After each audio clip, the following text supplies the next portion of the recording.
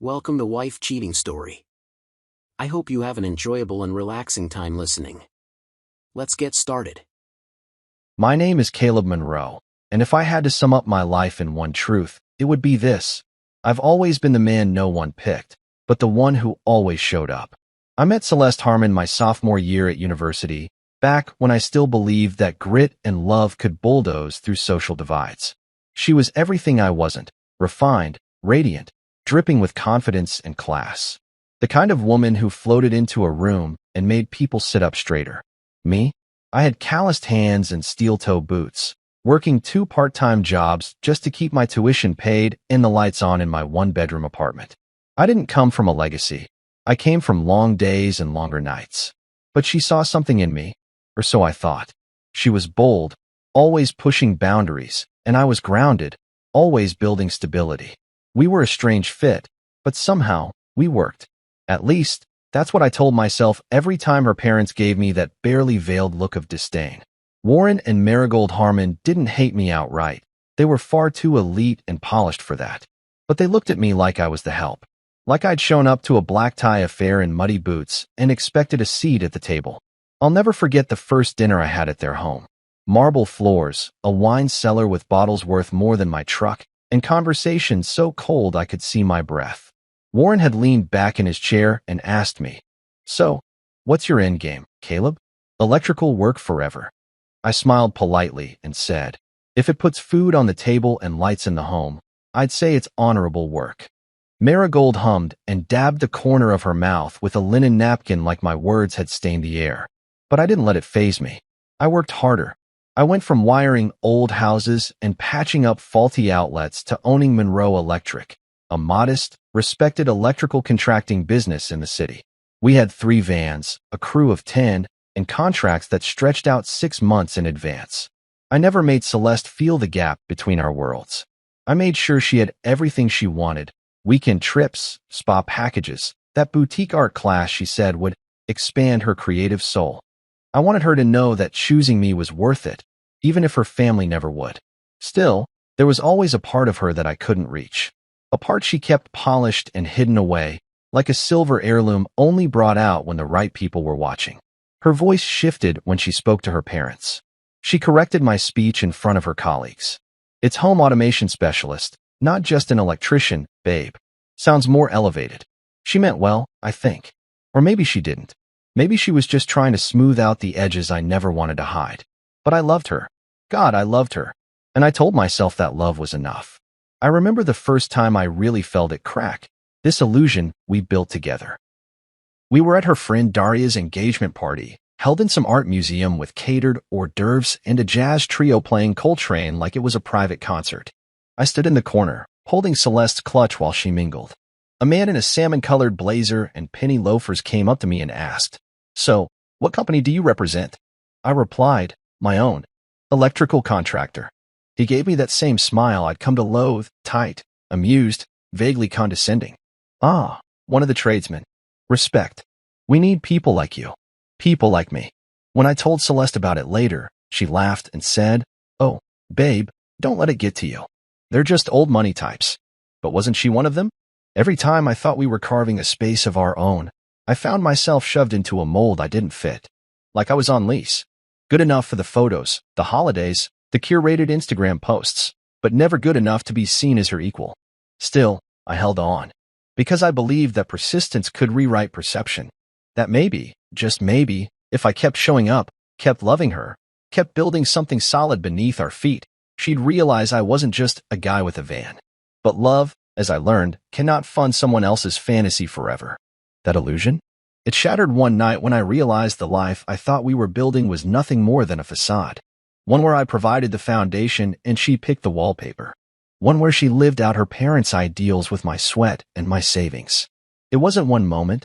It was thousands small, subtle things that finally screamed loud enough to be heard. The way she stopped saying thank you. The way she planned events without asking if I could be there. The way her parents smiled when I wasn't around. And I saw it clearly for the first time. They never chose me. And maybe she didn't either. I wasn't her partner. I was her permission slip. Her proof that she could do different. But I wasn't different. I was real. And it was time I started choosing myself. Celeste always had a way of making requests sound like suggestions. Soft voice, elegant pause, that tilt of her head like she was just thinking out loud. "I don't want anything too big for my birthday," she said one evening, sitting cross-legged on our cream-colored sectional, glass of wine in hand. "Just something elegant and simple. Maybe a dinner, close family." She smiled, the kind of smile that made you want to hand her the world.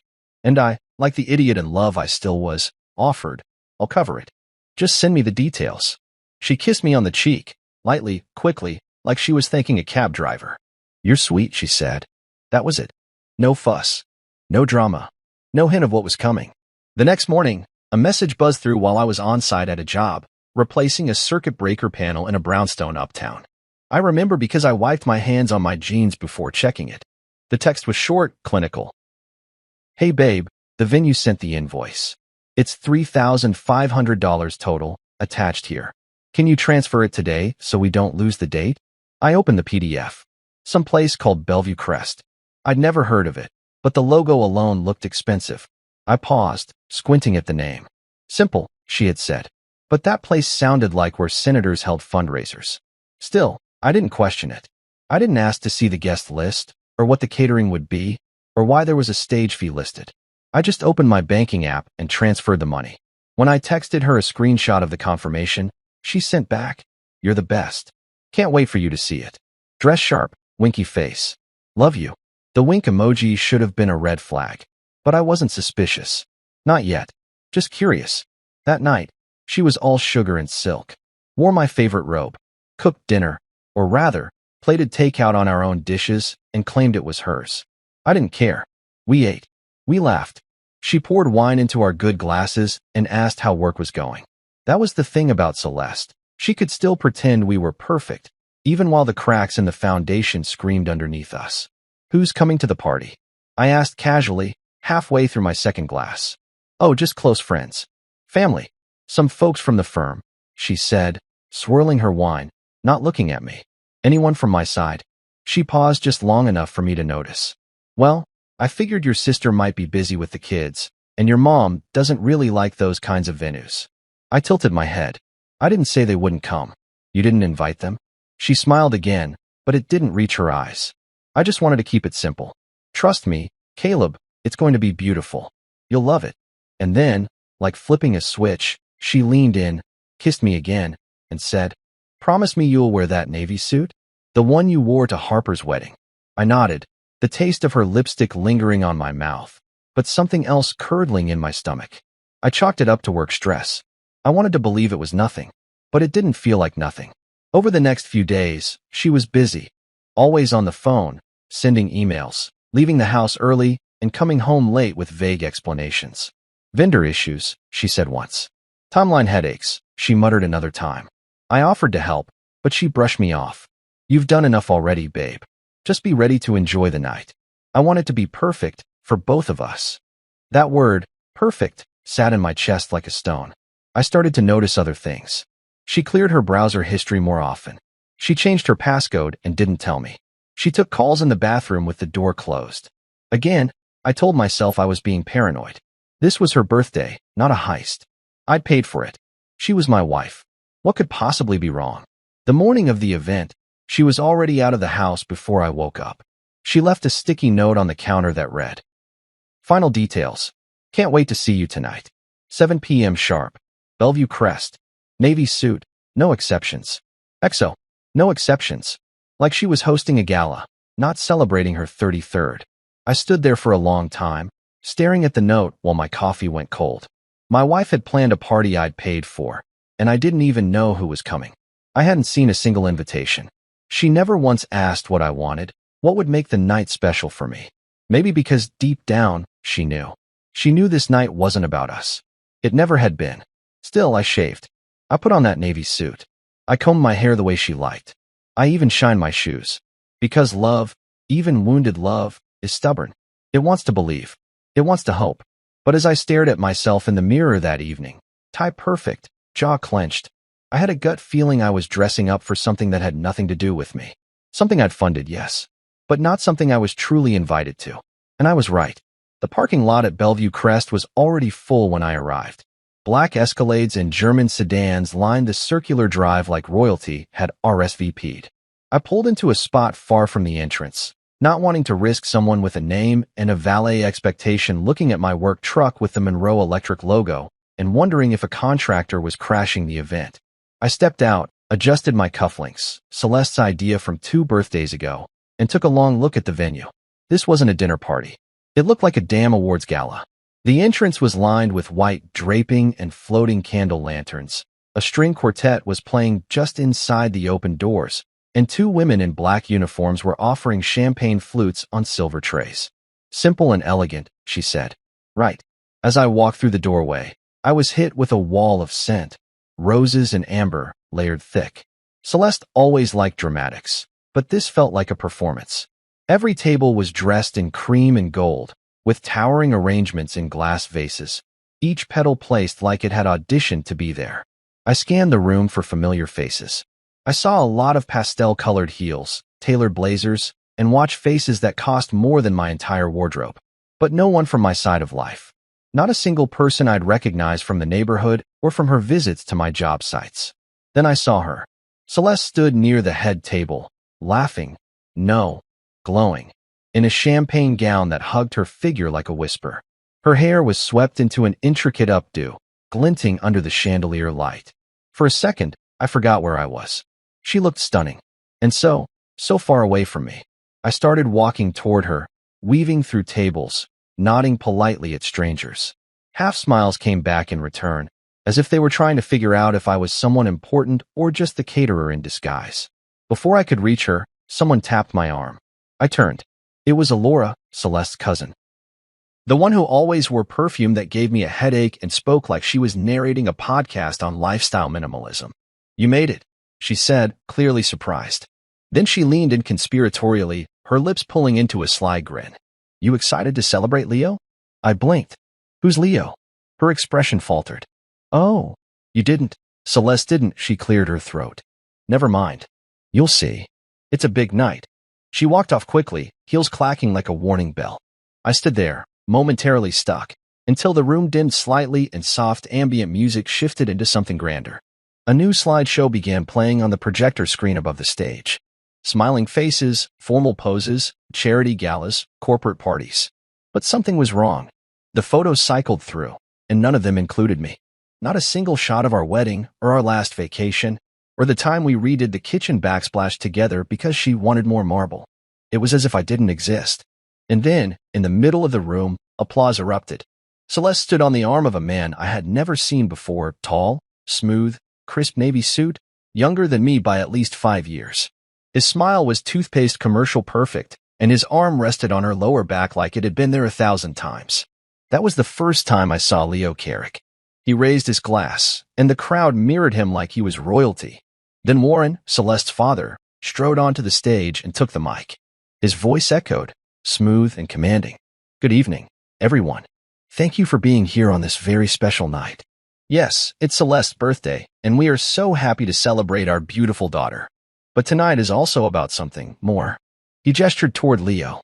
Please join me in recognizing a rising star, Leo Carrick, who has just been promoted to regional executive at Stratium Ventures. Applause. Laughter. Toasts. Someone behind me whistled. I looked back at Celeste, who was beaming at Leo like he hung the damn moon. Her hand squeezed his shoulder. Her mother wiped away what I assume was a tear of joy. I felt like I had stepped into someone else's dream. I had written the check, bought the suit, showed up on time, and somehow, I was still the stranger in the room. I took a step back. A waiter offered me a drink. I grabbed it, more to steady my hand than to actually sip it. The bubbles fizzed like static in my chest. No one knew who I was. No one looked twice. I was background noise to my own investment. And then it hit me, Celeste hadn't just excluded my friends or erased our photos. She had built this entire evening around another man. A man who looked like he belonged. A man they'd chosen. I wasn't celebrating my wife's birthday. I was funding the coronation of her replacement for me. And everyone here already knew. Everyone except me. The glass in my hand trembled as I stared at them. Celeste and Leo, side by side, center stage, perfectly lit by the chandelier's glow. Her laugh floated above the crowd like a melody, one I used to know. She touched his arm as Warren continued his speech, and I couldn't move. Couldn't breathe. Not because of the betrayal, I hadn't even gotten that far in my thoughts, but because it was all so seamless, so practiced. As if this had been rehearsed a dozen times behind my back. Warren held the mic like a seasoned host, pacing slowly. Leo Carrick is not just an exceptional leader, he's family. He embodies everything the Harmon name stands for: integrity, success, and vision. Family? The word punched the air from my lungs. I looked around, hoping anyone, would notice me standing there. The man who paid for the catered hors d'oeuvres and imported linens. The man whose wife stood up there draped in deceit. But no one did. They were too busy clapping, too wrapped up in the fantasy unfolding on that stage. Warren smiled warmly, scanning the room. So tonight, let's raise our glasses not only to my daughter Celeste's birthday, but to a future filled with promise, anchored by brilliant partnerships. To Leo. To Leo. They echoed, glasses raised. I nearly dropped mine. My legs moved before I even knew what I was doing. I didn't care who saw. I didn't care if I looked out of place or overdressed or underqualified. My wife was on a stage, being shared like a gift, and I was the fool footing the bill for her to be handed to another man. I stepped onto the edge of the ballroom floor. I was 10 feet from the stage when I felt a hand clamp onto my arm. Caleb, a low voice growled. Warren. His grip was firm, fingers digging in just enough to hurt. He stood shoulder to shoulder with me now, his face angled slightly, keeping his expression pleasant for the guest watching nearby. But his voice dropped like a blade. Don't cause a scene. I turned my head, stared directly into his smug, sculpted face. You'll ruin her night, he said. Be a man and walk away. I laughed, quietly, bitterly. Is that what this is? Her night. She deserves this, he said, still smiling as if we were sharing a joke. You had your chance. Now let her live the life she was meant for. She's still married to me. Barely, he muttered. He made a show of letting go, like he'd merely been greeting me, then gave me a slight pat on the back and walked away before I could respond. And just like that, I stood alone again, watching as the illusion continued without a hiccup. I scanned the room. Celeste was whispering something in Leo's ear. He smiled. She touched his chest like they were already something more than colleagues or friends. It wasn't subtle. It wasn't respectful. It was flaunted. My heart pounded, my jaw clenched so tight it hurt. I glanced at the mic in Warren's hand, now resting on a nearby table as he basked in the applause. So I walked up and took it. No hesitation. No warning. Just one clear movement. My hand around the mic, lifting it from its cradle and turning toward the crowd. The music had just begun to swell again, but the sound system clicked off the moment I flipped the switch on. The room didn't go silent at first, but it started to hush as the unexpected side of me, Caleb Monroe, the man they didn't choose, stood under the lights, holding the microphone that wasn't meant for me. Good evening, I said. My voice echoed, steady but edged with something raw. I won't take up much of your time. Just a few words. After all, I paid for this night. There it was. The silence. Complete and sudden. All heads turned. Celeste's eyes widened. Her smile dropped like a stone into a lake. The color drained from her face, but she didn't speak. She just stood there, frozen next to Leo, who looked confused but not yet alarmed. I was told this was a birthday celebration for my wife, I continued, holding their eyes. So naturally, I transferred $3,500 to make it special. The flowers, the food, the venue, even the stage. I glanced at the floor under my feet. That's all me. Someone coughed in the back. A few nervous chuckles. But now I see this isn't about her birthday, I said, turning to look directly at Leo. Apparently, it's about you. Leo Carrick. Congratulations on your promotion. Leo blinked. Thanks. I suppose I should have expected this, I went on. The missing photos. The missing friends. The missing honesty. But let me fill in a small gap for those of you clapping tonight. Celeste Harmon is still married. To me.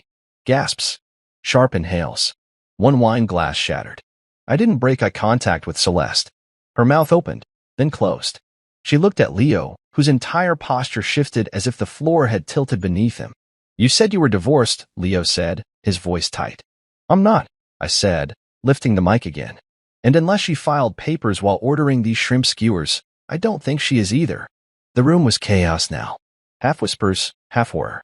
Her mother stood frozen near the dessert table, one gloved hand at her throat. Warren was storming toward me, but I didn't care. I had the mic. I had the truth. And I wasn't done. Warren moved fast for a man his age.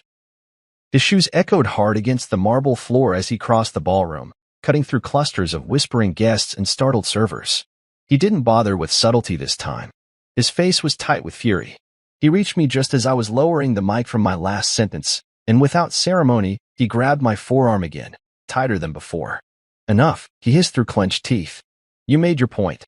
I stared at him, my jaw grinding, but didn't say anything yet. He leaned in, voice just loud enough to carry to my ears over the din of gasps and murmurs. You're embarrassing yourself. You've done enough damage. Hand me the mic. Behind him, I saw Celeste take a step forward and stop, as if unsure whether to approach or pretend she didn't know me at all. Her mother stood a few feet away, pale with fury, clutching her handbag like it might offer protection. Leo stood there too, no longer smug, no longer smiling. Just confused. Shell-shocked. Welcome to my world, buddy. I turned my gaze back to Warren. Damage? I asked, my voice low but hard. I paid for this night. I have every right to speak. You've done what you always do, make things about you, he spat, his face inches from mine. This was supposed to be a celebration. Then why wasn't I invited to it? I shot back. He blinked, caught off guard for half a second. You were going to find out eventually. But this isn't the time. Not the time. I repeated, laughing bitterly. I'm standing in a room full of strangers who are drinking on my dime, toasting the man who's been warming my wife's bed while I wire houses to pay the bills. This is exactly the time. Warren's grip tightened. Don't cause a scene, Caleb. Be a man and walk away. I looked down at his hand, then back up at him. You think being a man means swallowing betrayal? Buying my silence with shame? He said nothing, but his hand dropped. Good, I said. Then I'll speak. I raised the mic again, not waiting for permission, not checking the crowd. I just spoke. You all wanted a performance tonight. The music, the lights, the announcements, the carefully posed photos. But here's a little behind-the-scenes note for you. I wasn't just a guest. I was the husband, the one who paid for the flowers, the caterers, the wine you're sipping, the silk sashes on those gold-backed chairs. Every inch of this night came out of my account. Somewhere near the back, someone gasped. Another person muttered, Jesus Christ. And I was told, I continued, that this was my wife's birthday celebration.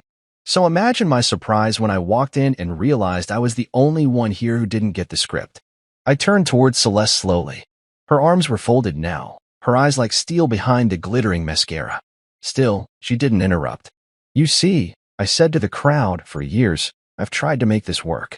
I've tried to be the man she deserved, even when her parents made it clear I'd never measure up. I've run my business with integrity. I've loved her with everything I had. I've ignored the way she kept me hidden from this world, like I was something to be tolerated. But tonight, I realized something. I wasn't her partner. I was her sponsor. A collective murmur rose from the crowd like a wave, crashing against the illusion they'd been floating on. Leo stepped forward now, his face tight, his eyes flicking between me and Celeste. Celeste, he said softly, is any of this true? She opened her mouth, but nothing came out. Then finally, she said, I never meant to hurt anyone. That's not an answer, Leo said. You said you were divorced. You said he was out of the picture. I was working on it, she said, her voice thinner now, cracking at the edges. It was just a matter of time.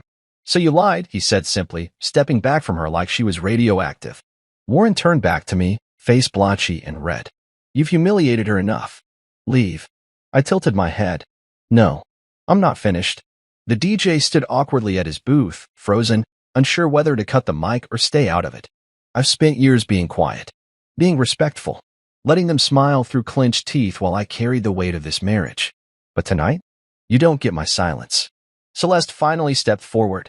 Caleb, she said gently, her voice trembling. Please don't make this harder. I looked her in the eyes. I didn't make this hard. You made it hollow. The room was spinning with discomfort now. Guests were slipping out in twos and threes. The illusion had cracked. The performance was over. And for once, I wasn't the man in the shadows. I was the one holding the mic.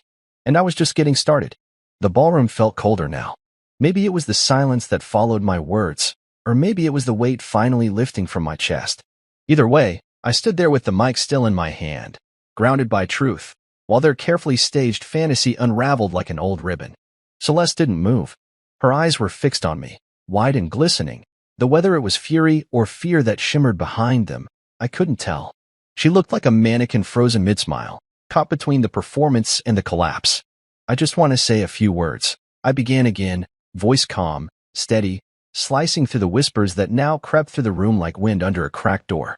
2 minutes. That's all. No one stopped me. Not the DJ, not the family, not even Warren. His arms were crossed now, jaw locked so tight the muscle twitched beneath his skin. Celeste's mother was seated at the edge of the main table, lips pursed, expression unreadable, but her knuckles were white as she gripped the stem of her untouched wine glass. I turned slightly to face the room, so they could all see me, hear me, not as some background figure or financial footnote, but as the man who paid for the night they all stood in. I was told this was a birthday celebration for my wife.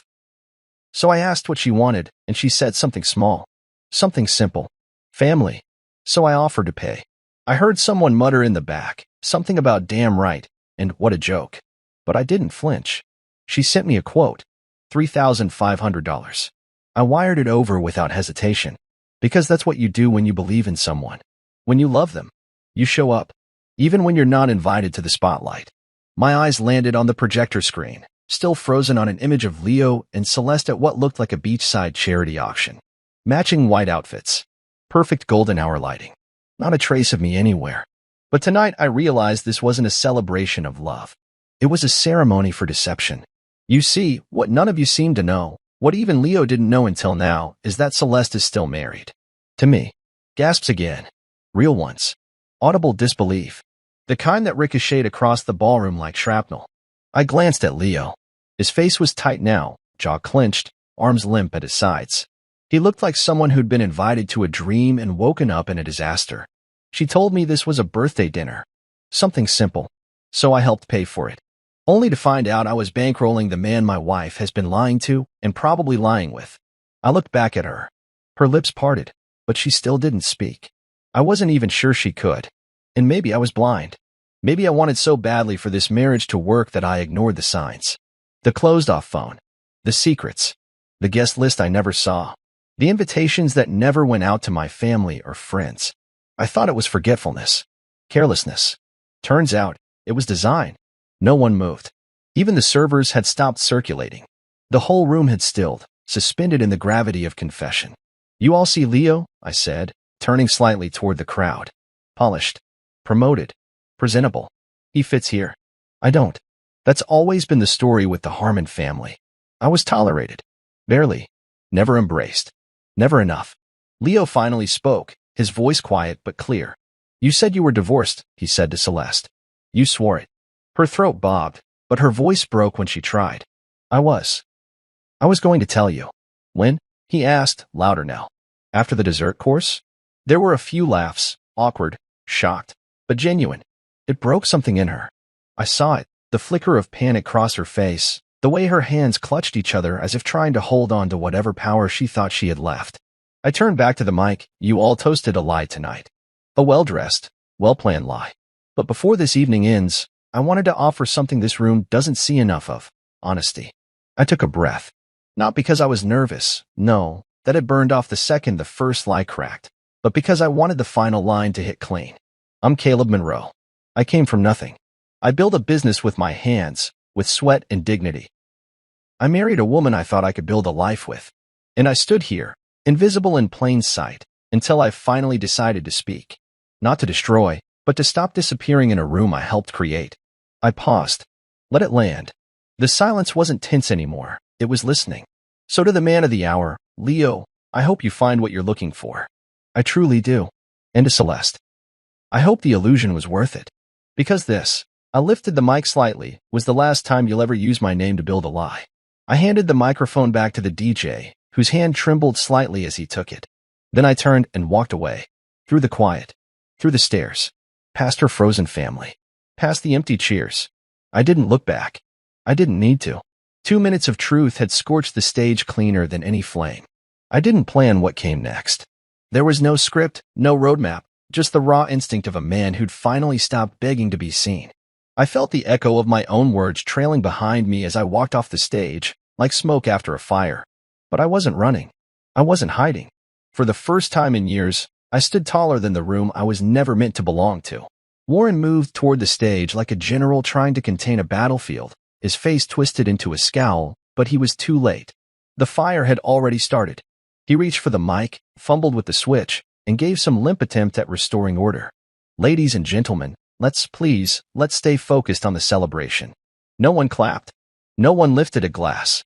They were looking at Celeste now. All eyes had turned to her, her friends, her extended family, the business contacts she tried to impress. They watched her, waiting for something: denial, explanation, deflection. But she gave them nothing. Her arms were still folded, but her shoulders had dropped. The carefully painted expression she'd worn all night, all year, maybe even all marriage, it cracked. "Celeste," Leo said again, quieter this time. His voice wasn't sharp anymore. It was injured. "Tell me it's not true." She finally moved, taking a slow, faltering step toward him. "Leo, I didn't lie. Not really. Caleb and we've been done for a long time. I just hadn't filed the papers yet." He blinked, stunned. "That's not what you said. You told me you had filed. You told me it was finalized." She looked around then, perhaps realizing just how many people were listening. She lowered her voice like that could somehow shrink the size of the lie. "I was going to. I swear. Things got messy. I didn't want to distract from your moment tonight." "My moment?" he repeated, shaking his head. "You mean the one your husband paid for?" He backed away from her, like just standing near her could ruin his reputation. "I left someone for you, Celeste. I changed cities, changed jobs. I believed you. I thought you were real." Her lips trembled, but she had no words. For once, Celeste Harmon had nothing left to spin. Marigold tried to salvage it then. She rose from her chair, her face tight with the kind of false concern that's more about appearances than anything else. "Everyone, let's take a moment to..." "Don't," I said, pausing mid-stride as I reached the steps off the stage. "Don't pretend this was just a misunderstanding. You all knew. Maybe not the details, but you knew what this was. You knew what I was. Convenient. Invisible. Disposable." Warren tried to cut in. "You don't belong here anymore, Caleb." I laughed. "I never belonged, remember? That was the whole point. I was just the placeholder. The man she married to prove she could choose for herself, until you all wore her down. Until she bought into your world again." I pointed to the room. "Well, congratulations. You got what you wanted. Just don't act surprised now that the mask is slipping." The murmurs grew louder, the guests now openly judging. I could feel the shift. Whatever respect they once pretended to have for the Harmon family, it was thinning fast. This wasn't a scandal. They could spin that. No, this was exposure. The curtain pulled back to reveal a mess they'd dressed up with fairy lights and designer suits. Leo turned to me before he left. "You deserved better, man." I didn't know. I nodded. "Neither did I." And with that, he walked out. Just like that. He didn't wait for dessert. He didn't say goodbye to anyone. He just left, carrying his pride and what little trust he had left. Celeste called after him once. "Leo, wait." But he didn't even slow down. His back was straight, his steps decisive, and his silence louder than any argument. Celeste's voice faltered again. She looked around the room, like she could still salvage it. "Please, everyone, stay. Let's just..." But no one did. One by one, they began to leave. A couple from her father's firm stood awkwardly, gave a nod, and disappeared. A group of cousins and their dates followed, heels clicking and murmurs trailing like smoke behind them. Someone knocked over a glass. No one cleaned it. Within minutes, the grand ballroom that had been filled with laughter and clinking glasses was nothing but hushed tones, judgmental glances, and empty chairs. Her father threw a napkin down on the table and turned to her. "This is what you've done," he snapped. "You've embarrassed this family in front of everyone who matters. You brought shame to our name." She snapped back to life then, her spine straightening. "I brought shame." "Yes," Marigold added, standing beside Warren. "This is what happens when you let emotion overrule judgment. You let that man back into your life long enough to burn everything down." Celeste opened her mouth, but no words came. She wasn't used to being scolded, not publicly. She stood there, alone now, center stage in her champagne gown, looking less like the star of the evening and more like the final exhibit in a gallery of lies. I didn't wait for more. I didn't gloat. I simply walked out, past the stunned faces, past the ruined celebration, past the gold-trimmed doors and back into the night air. And as they tried to put the pieces of their story back together, I felt none of the guilt they wished I would carry. That wasn't my weight anymore. I didn't drive home that night. Not right away. Instead, I sat in my truck, just outside the gates of Bellevue Crest, watching taillights disappear one by one through the rearview mirror. The ballroom inside was likely still full of echoes, whispers, gasps, maybe someone sweeping up shattered glass. But I wasn't in there anymore. And for once, I didn't feel like I'd lost. I felt clean. Hollow, maybe, but clean. I stared at the glowing numbers on my dashboard clock. Just past 11. Funny how a few minutes of truth could unravel years of image. My hands were still gripping the wheel, even though I wasn't going anywhere. Not yet. The passenger seat beside me still had the card I'd bought for Celeste. I didn't even remember what I wrote in it. Something about her smile. About how proud I was of her. I didn't want to read it again. I left it there. Let it rot like the version of us that never really existed. I must have sat there for 20 minutes before my phone started buzzing. Her name lit up the screen. Celeste. No photo. Just the name and the weight of everything behind it. I let it ring. Then again. Then once more after that. Eventually, the buzzing stopped. A minute later, a voicemail appeared. I didn't listen. I couldn't. Not yet. But she didn't stop. Over the next hour, the messages came in steady bursts, texts, missed calls, voice notes. Caleb, please. Just call me back. I didn't want it to happen like that. You didn't understand the timing. We were already falling apart. You embarrassed me. We need to talk. Please. Each one arrived with less certainty, more desperation. But none of them said what needed to be said. I'm sorry.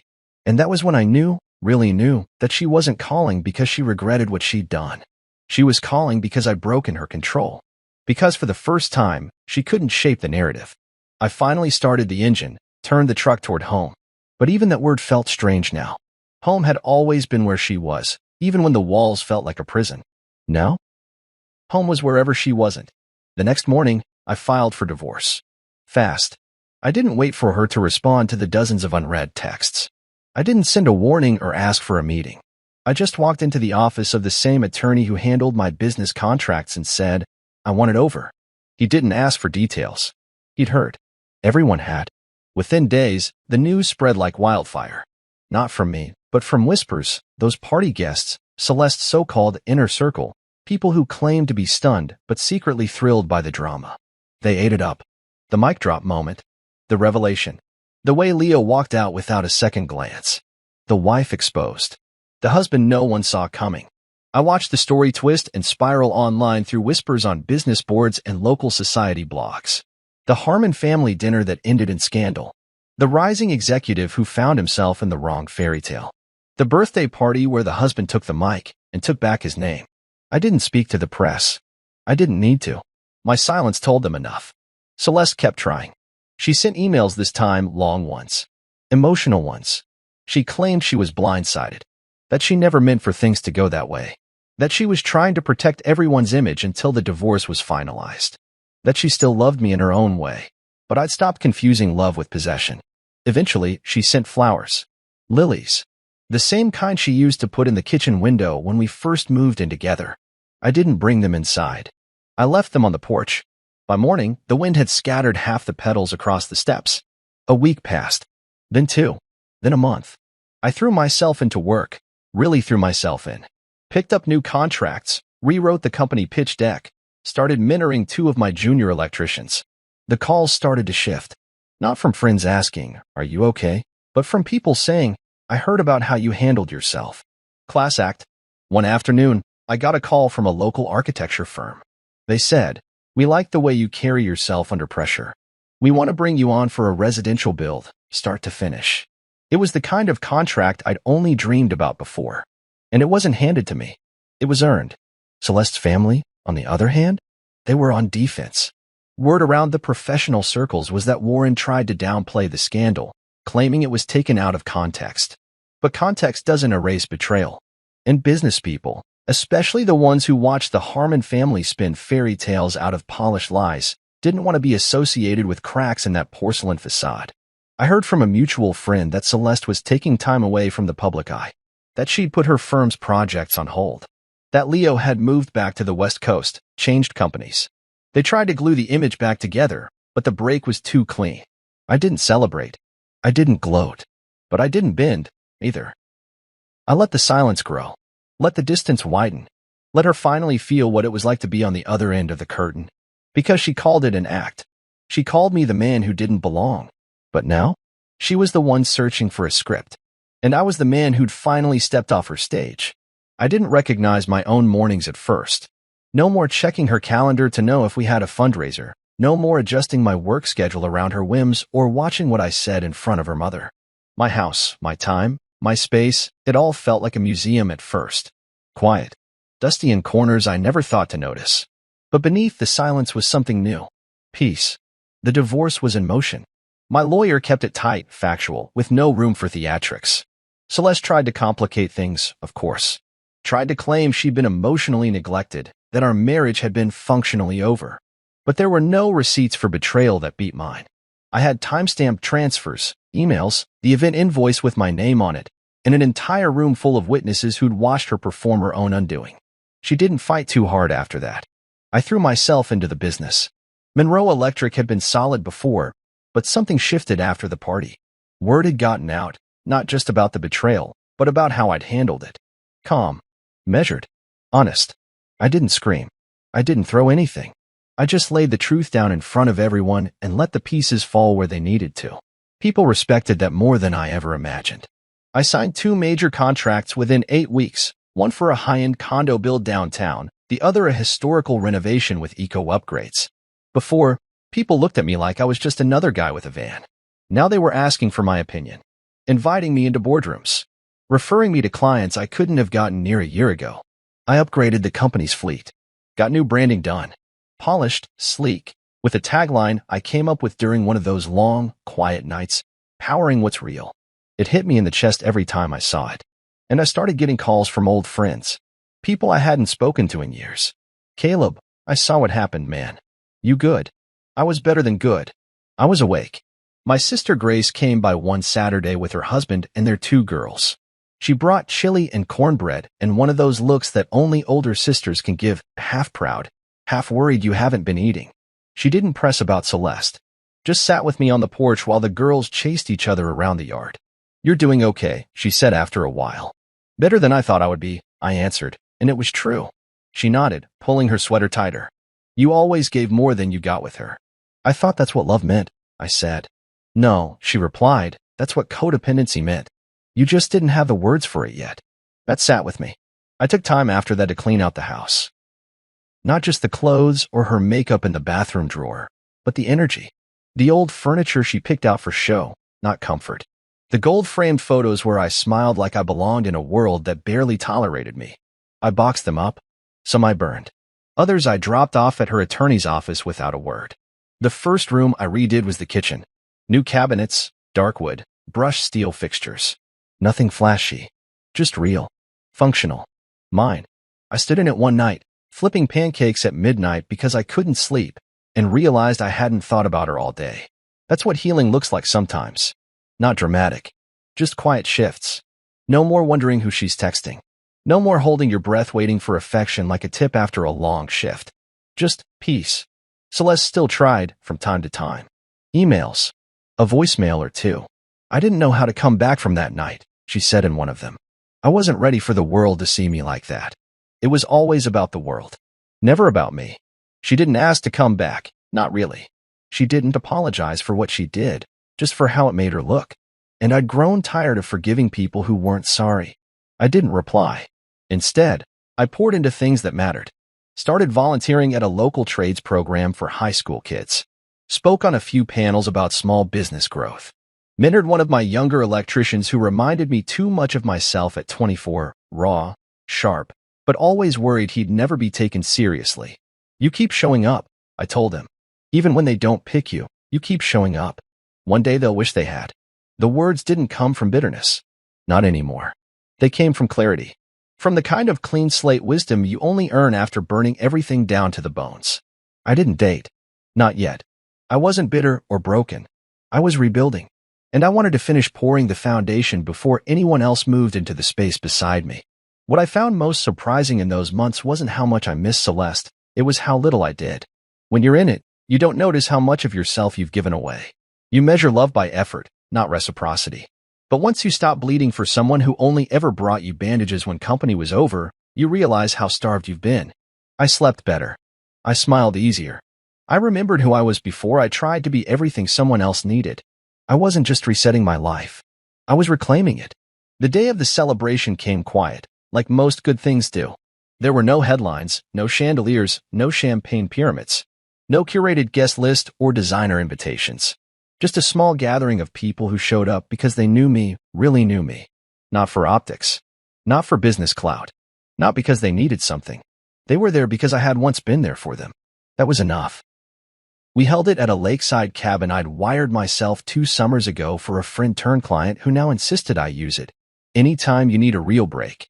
I took him up on that offer, not to escape anything, but to mark the turning point with people who mattered. There were about 20 of us. My sister Grace and her family, the Monroe Electric crew and their partners, a couple of friends from college who'd stuck around long after the collapse of my marriage. Everyone brought something: homemade dishes, coolers of drinks, stories too old to be true but too sweet to correct. As the fire crackled in the pit and dust painted the lake in gold and violet, I stood up with a glass in my hand. No stage, no spotlight, just me, and the circle of people who hadn't needed a perfect image to stay. I cleared my throat, not because I was nervous, but because words felt heavier when they mattered. I want to thank all of you for being here, I said. Some of you knew me before all the mess. Some of you stood beside me through it. And a few of you came into my life right after and never made me explain myself. Heads nodded. My crew gave a quiet cheer. Grace smiled, eyes a little glossy. I spent a long time being someone I wasn't, I continued, the words rolling out like breath I'd held too long. Trying to be enough for people who measured worth in pedigree and polish. I twisted myself into every version they needed: provider, protector, prop, just to be included in a family that never saw me as anything more than a visitor. A few murmurs of agreement, some looks of understanding. These were people who worked hard, who'd been underestimated, overlooked. They didn't need names like Harmon or places like Bellevue Crest to know what I meant. I paid for a party once, I said, letting the words hang. $3,500 to celebrate my wife's birthday. Except it wasn't really for her. It was for a lie. When I helped fund without even knowing. I didn't flinch as I said it. I didn't need to. The pain wasn't raw anymore. It was just a scar with a story. I stood in front of a room of strangers that night and told the truth, I said. Not to get revenge. Not to burn it all down. Just to finally be heard. 2 minutes. That's all I took. But it was enough. Grace raised her glass. Damn right it was. Laughter rose up around the fire. Warm. Easy. I don't tell that story because I'm bitter, I said, letting my eyes sweep the circle. I tell it because it taught me something. When people try to erase you from your own story, you don't beg to be written back in. You grab the pen. You rewrite the ending. The fire crackled louder then, sparks dancing upward into the night like punctuation marks on the truth. I'm not angry anymore. I'm not waiting for closure or an apology that'll never come. I've got something better. I've got clarity. And I've got all of you. That's more than enough. There was no standing ovation. No loud applause. Just a soft chorus of clinks as glasses met in quiet respect. The kind that doesn't need to shout to be heard.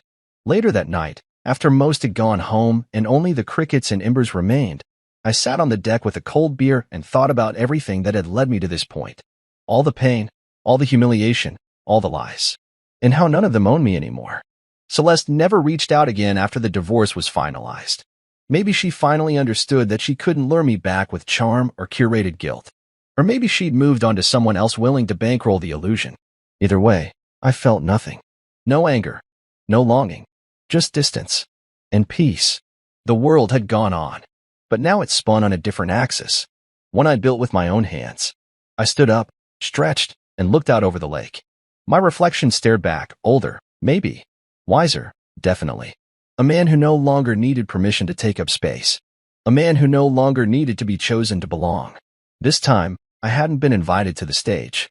This time, I built the damn stage myself. And the mic? Still mine.